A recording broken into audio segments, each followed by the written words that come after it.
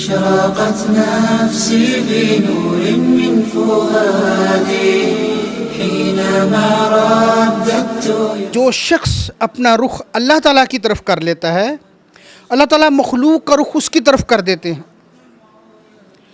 جو شخص اپنا باطن درست کر لیتا ہے، اللہ تعالیٰ اس کے ظاہر کو خود بخود درست فرما دیتے ہیں.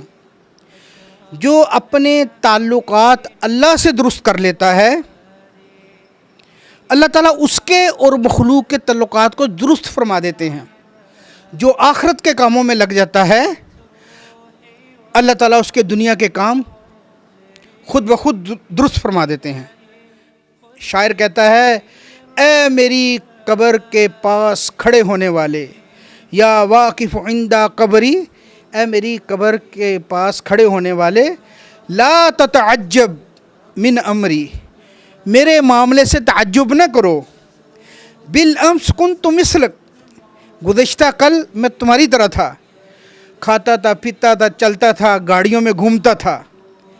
غدن ستکون مثلی، آئندہ کل، آئندہ زمانے میں تو میری طرح ہو جائے گا. کیا مطلب؟ کہ تمہیں بھی موت کا شکنجہ اپنے پنجے میں لے لے گا. یا واقف عند قبری لا تتعجب من امری بالامس کنت مثلک غدا ستکون مثلی.